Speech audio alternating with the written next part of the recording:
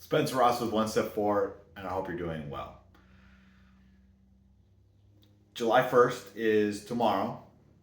I'm taping this. I usually post this late at night. Um, I record it sometime during the day, and then I work on it in the afternoon. I listen to it a couple times, and whatever. July 1st, for when I'm recording this video, is tomorrow. Cool. How are you doing on your New Year's resolutions? Do you want to restart them? That's okay. Take a moment. Half the year's over.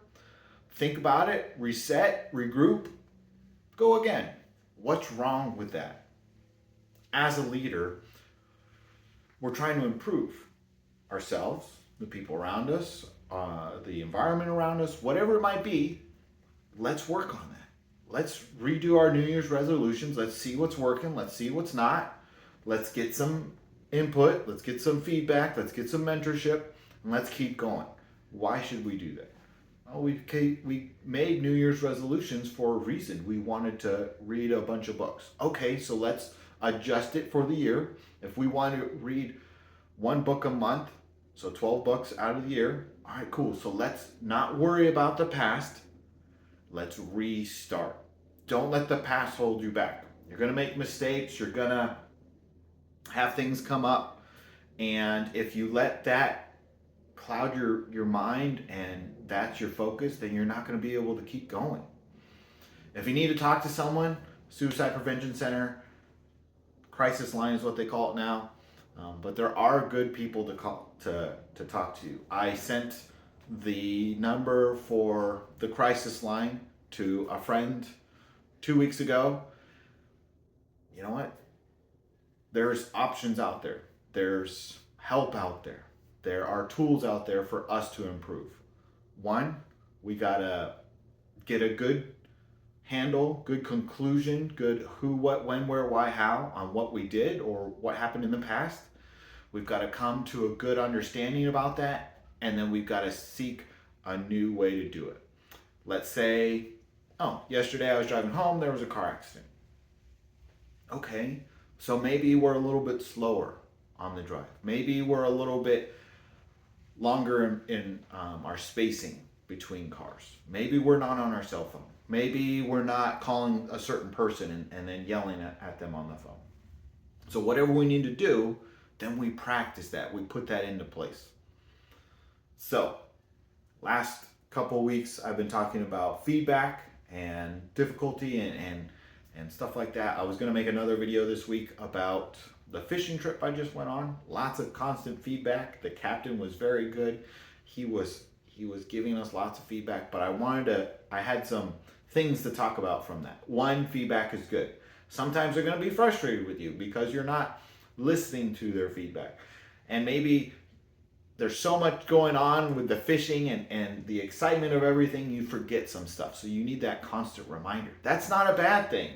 That's not mansplaining. That's not womansplaining. That's a guy trying to help you be successful. I could have said something about it. No, he's trying to help me be successful. Did he yell a little bit? Yeah. He was getting amped up too. Spencer, you lost another fish. So I caught two. One we could keep, one we couldn't. But he was trying to help me be successful. Was I ignoring the frustration in his voice? Yeah, because I didn't want to be frustrated. I could hear it. I understood why he was being frustrated, but I didn't let that negatively affect me. He was trying to help me succeed. I could tell he was trying to help me succeed. Whether or not I paid him to take me out there, he could have just let me fish, but he was giving me constant feedback on how to be better. Two, I haven't coached in a while. I forgot how hard it is to coach. He's trying to coach 4 people how to fish. One person has fished before, 3 of us have not. I've done a little bit of fishing. I've caught a 2-inch fish. It was super cute. We had to obviously put it back. And then when I was in Oklahoma, I caught 2 fish. One we could keep, one we could not keep. But I was about 2 hours. You put the pole in, you wait, you don't do anything. Okay, that was good, and it set me up for the ocean, but the ocean is much different than a lake. It's where you are at the time and season, and who you're doing it with, and a lot of other things. In all of that, there was something that was forgotten. He forgot to tell me something. That's okay. It's hard to mentor people. So when someone asks you for mentorship and you get nervous about that, that's okay. If you ask someone for mentorship and they never respond to you, maybe they're nervous, and that's okay. It's hard to teach someone. It's hard to mentor someone. Give people a little bit of grace if they don't mentor you. If someone calls you out for something and they don't explain it, they just say, hey, you're jacked up, and they walk away, they're wrong. That's an immature way to handle something. If I'm telling you you're jacked up, I should tell you why you're jacked up and not just let you struggle trying to figure it out.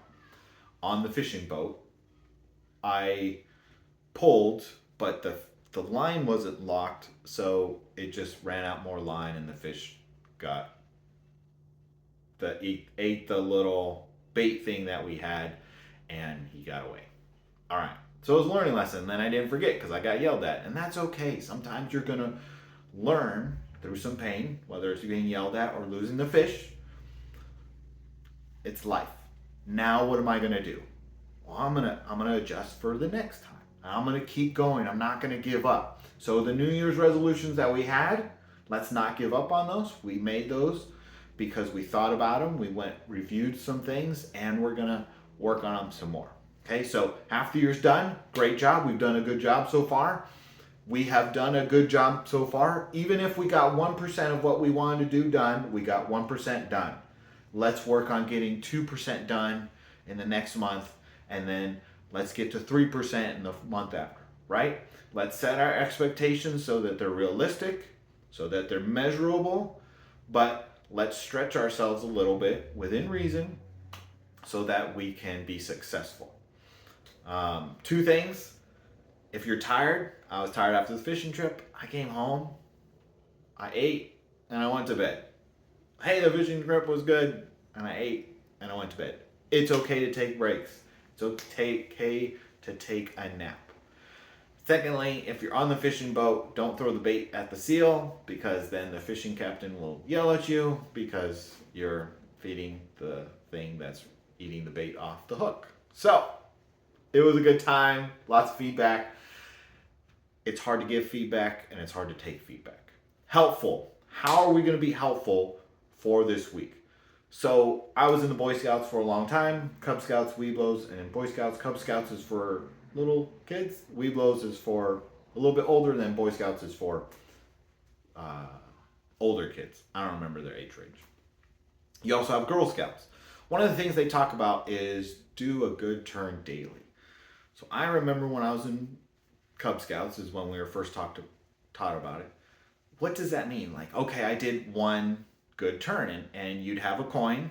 They'd give you a coin, and you have it in your pocket, and you'd move it to the other pocket. Like, okay, cool, I did that. And my Scoutmaster was like, well, yeah, but what does daily mean? We're little kids, we didn't know what it meant. And he was there to teach us. He was being helpful and giving us his time. His son was in the troop, but there was, 8 to 12 of us. He was helping us learn. What do all kids need? They need attention. They need some space to run around. They need some space to make mistakes and then get corrected and keep going. But they need to have fun, and they need to learn so that when they become adults, they're more rounded. They have a better understanding of how the world works. So, he was donating his time to help us have a good time, right? In Cub Scouts, you're learning a little bit, but we're a bunch of squirrely kids, and how does squirrely? Lots of energy. So we got lots of energy, and you gotta kind of help focus us and practice getting that focus. But he said daily means you don't just do one and you've done it daily in the month, so you've done it 30 times. No, daily means in the day you are constantly doing it. Now, I have stressed myself out trying to help people. I've done that. I have tried to solve all the world's problems by giving money away. There is not enough money in your bank account, no matter how rich you are, There is not enough. During COVID, there was a gentleman, I listened to a podcast, I don't remember the name of it, but he gave $1 billion away.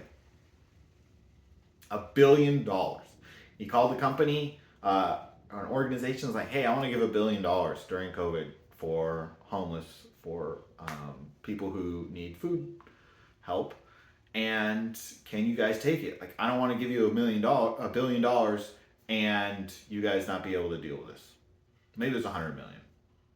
Whatever. The number is not, he was worth a whole lot more than that. It's not important.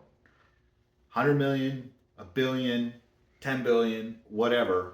He called them to say, hey, can you take this? I don't want to just overload you with all this money and you guys not to be able to give it out. And that's a fair question. He wants to make sure that the money that he gives is actually being used for the purpose that he gave the money for. So she was like, sweet, I really appreciate that. Let me call you back. Let me talk to my team and get you an answer. She talked to her team. She got back to him.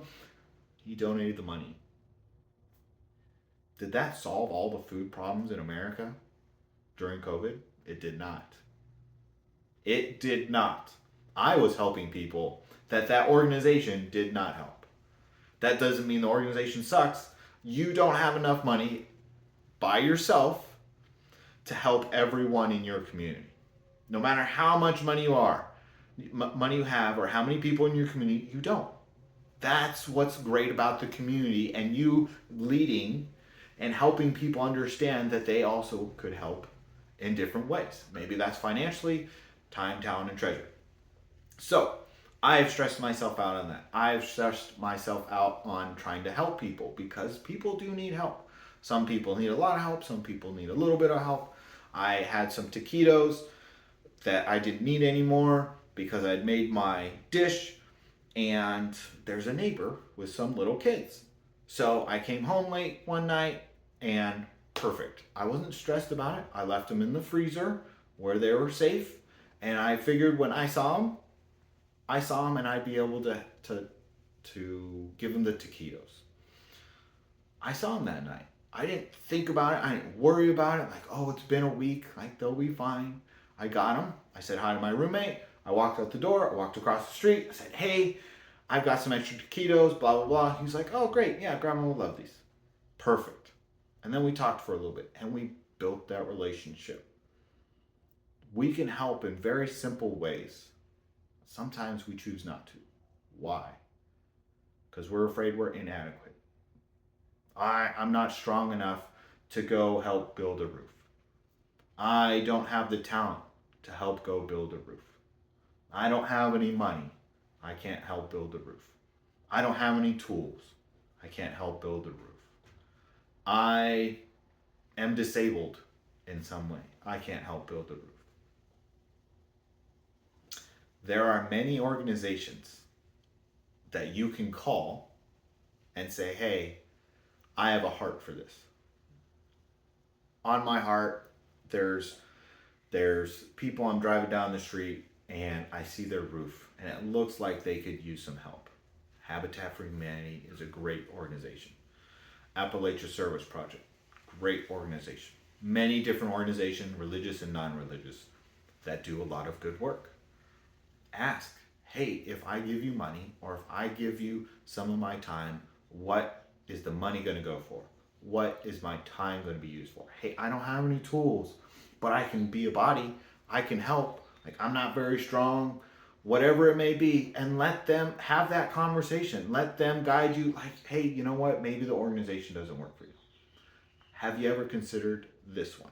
Because a lot of them know each other. When I did the community service projects and I was on that, most of the organizations knew each other. They were walking in, hey, it's good to see you. And they were kind of competing for some money. They had asked for a donation. They had, let's say, submitted for anywhere between 10 and it was normally about $10,000 to $20,000. But there's only so much money to give out to however many organizations, and there were more requests for money than we had money for. So they're kind of competing, but they were walking in and they were greeting each other. Hey man, how's it going? I haven't seen you for a couple weeks. How's so-and-so? How's the new baby? How's whatever? Why are they doing that? They're being friendly. And that's a help to people. There's a lot of mean people out there. Yesterday, I watched some guy almost drive a lady off the road. She was driving down, this truck came in, he almost slammed her, and he kept going forward. So her right tire went over the white line, and it was almost, she was completely almost off the road. Her left tire almost crossed over the white line into the emergency lane on the right hand side of the freeway. It was horrible. It was scary. I was concerned for her. There was nothing I could do. I couldn't help her at that point. But there's some people that need some help. The gentleman in the truck, whatever was going on, he needs a buddy. If someone has a jacked up roof, they need a buddy. They need some help. You can help them. All right, so we've talked about time, talent, and treasure. What else can you do? Time, talent, and treasure also is a phone call. Okay? So I call, I have said it, I've talked about this before. I have in my calendar a list of people, aunts and uncles, some other people that I know that I can talk to during the week. Oh, it's the 15th again, so I need to call my aunt. Oh, it's the 18th again, I need to call my uncle. That's a simple thing I can do that I can set up so I don't have to think about it and think, oh man, I haven't called my uncle in 4 months. And then get discouraged about it, be frustrated, and not call him for another 4 months. It's okay if you make a mistake. Think about it. How can you adjust? Oh, you know what? I should put a reminder in my calendar on my phone or whatever that, hey, I need to call my uncle, and I'll just pick a date, 15th. Well, sometimes stuff lands on a Sunday, so I don't call him on a Sunday because he's busy. But you get the understanding, right? So when we're doing something daily, let's not stress out about it. Let's not worry about everyone on the block. That's what the community is for. Yes, you might be retired and you might be able to help a lot of people, but you're not able to help everyone. And that's okay. That's what we have neighbors for. That's what we have other members of the community. That's why people have started groups so that they can help people and they can focus on that area. And if you'd like to give your time, talent, and treasure to that, that's great. But also, how can you help your community? If you've got a little bit extra food, maybe you go, hey, I noticed there's all these little kids running around your house. I got some extra taquitos. Would you like some extra taquitos? Like, yeah, sure. It'd be great. Hey, Spencer, do you still work at such and such? Like, tell me a little bit about yourself. And then you can build that relationship. Yeah, I was nervous. I was a little nervous. Like, I don't know the guy personally, but now I do. I know his name. Conveniently, it's the same name as an old boss, so it's easy to remember. I have a hard time remembering names. But as we're being helpful this week and throughout the year, are we stressing about it to the point that it makes us sick? To the point that it's limiting our ability to be cheerful? It's limiting our ability to think, hey, that person needs help. Hey, Bob, do you see that guy over there? It looks like his window's cracked. Like, hey, man, well, why don't we give both $100? We'll go down to the window shop. And we'll buy a little gift certificate and put it on his windshield. Someone did that. Not to me, but they talked about it. And that was a good help. They did it to a guy turned out to be homeless and he couldn't afford to fix his window. He just got a fix-it ticket. So it solved the fix-it ticket and it solved the broken window he didn't have money to fix. As you go through this week, how are you helping people? I know you can do something. Think about it. Ask around. Ask your neighbors, like, hey, I was thinking of helping people. Do you know someone? Like, oh yeah, there's a lady I know. She could use a visit. She's lonely. She's stuck in her house all day. Okay, cool. Hey, you know what? We were gonna work on this project, fixing someone's roof. Can you help me with that? Oh, I'm not very strong. That's all right. Maybe you can be the water guy. Maybe you can get the nails. Maybe you can just be there and learn so that 20 years from now, you can be the one leading a roofing project. Spencer Ross is One Step Forward. Have a great week. You are amazing. You've done a lot. Let's keep going together. How can we be helpful to anyone we can be this week? Have a good one.